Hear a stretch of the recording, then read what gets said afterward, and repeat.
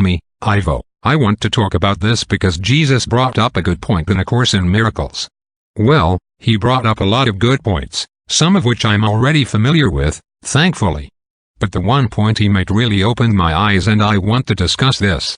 Ivo, and this point was what he said about acceptance of what is before you. Me, yes. I'll take myself for example.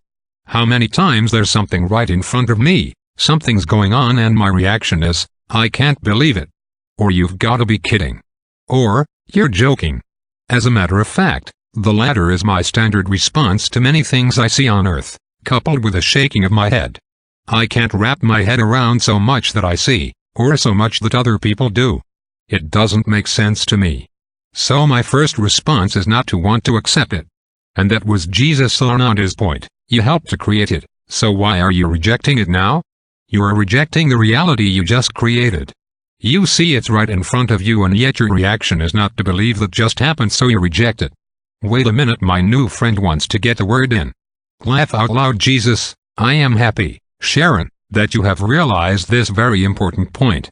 When you continue to reject your reality because you may view it in a certain way, you are rejecting your life. You are creating these circumstances, as you are aware, in order to grow from. So the rejection of these circumstances out of disbelief, which is common for you, leads to further problems. When you reject your reality, you stay in the ego, and it is happy you have chosen yet again to empower it. Your ego is the one whose basis is in unreality, and when you refuse to accept what is before you, you again live in and create unreality. Do you see my point? Me, I do, Jesus. I'm also getting gooseflesh on my arms. Laugh out loud. Jesus, I want all my children to understand that accepting life as it is before them is the road to living a higher life. To living as I did. To living from your heart, from your soul.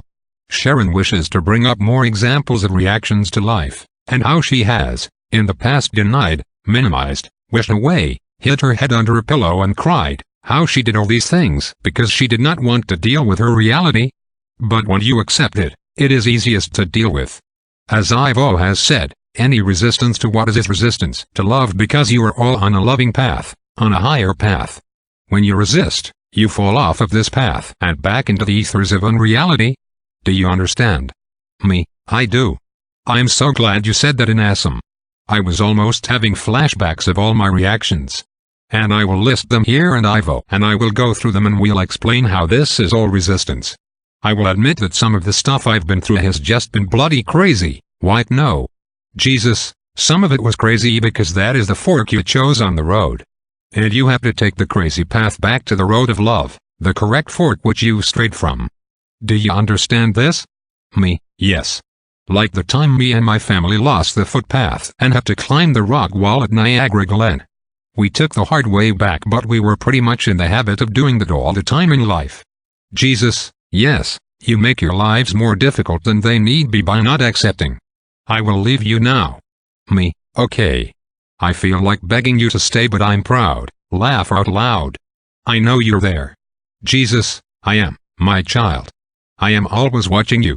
Me, he's saying, when you resist what is, you will get a worse reality with possibly even more pain, in order to wake you up, get you to accept it, and get you back on the correct path of your life, the path of love. Yes, nothing motivates like pain. Life wants to get your attention. When you keep falling off into the unreal, it will reach over to you and try to yank you back to the loving path. But this will be a harder path than it would have been had you accepted in the first place. Incredible. This does follow universal law, though. As far as the list of exclamations goes, like I said, I had my favorites. Then there was the ones with the expletives and where I used divine names in vain, like his for example. I still wonder if he hears me when I swear using his name. He probably can. Ivo, when you are using your long list of exclamations and expletives, you can use them as a signal that you are in fear. Yes? Me, yes. Good one, Ivo. See, I didn't say, well, why no. Whatever actually, whatever is one of them too.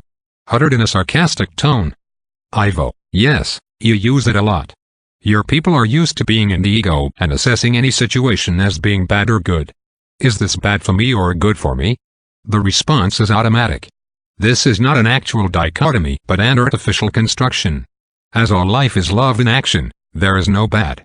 Yes, I realize when you look at a dented front bumper materially you then can exclaim it is bad. However, on a spiritual level, the material hardly matters at all. That is what you have insurance for. Me, yeah, except for the 1,000 deductible.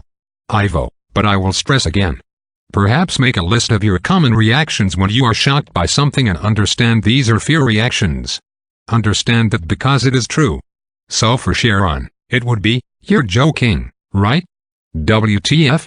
Are you nuts? This is crazy. Jesus Christ. Oh my effing God. What the F is going on here? These are all fear reactions. Perhaps log it electronically or write it on a notepad as Sharon would, but at the end of a day or a week look at what you have said, and what it was in response to. Understand that these are fear-based reactions and that you are thinking this would be bad for you. You would not object if you felt it was good for you, would you? No. Most people would not. But then you must do the work.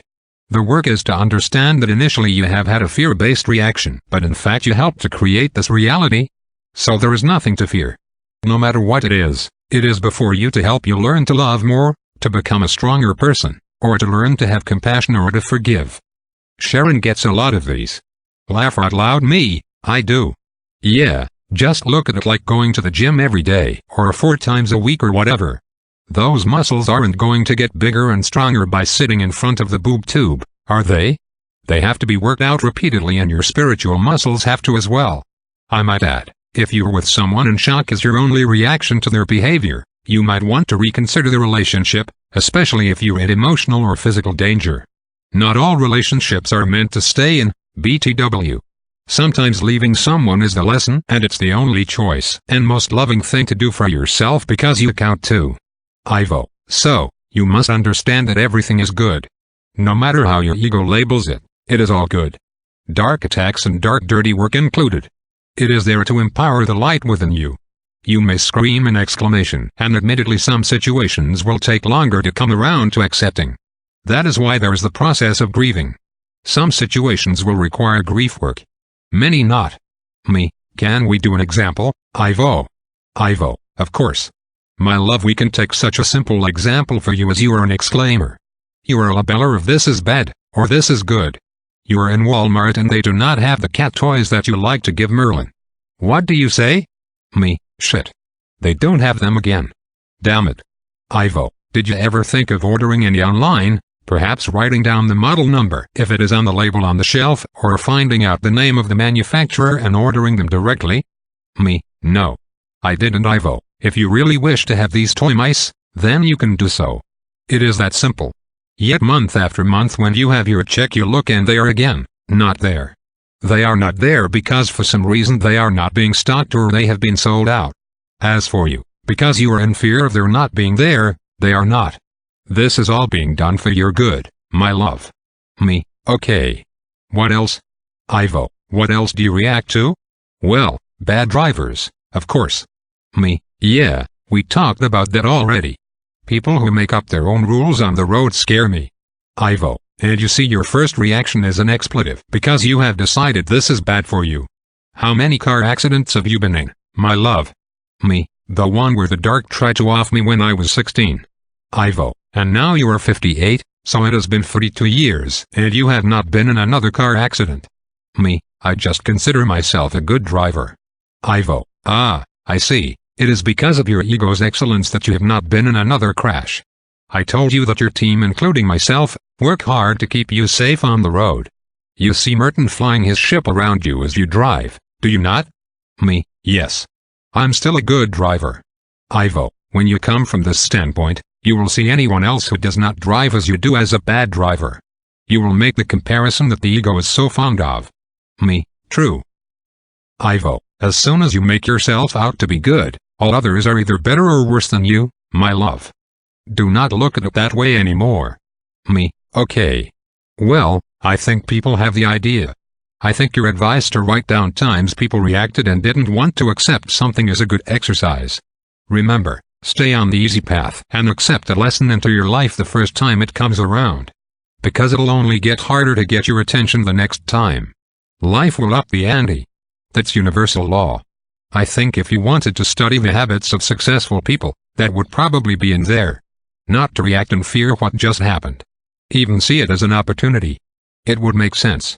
Ivo, alright then my love, thank you for this opportunity to share with others. Me, thank you Ivo, and Jesus. Kiss kiss.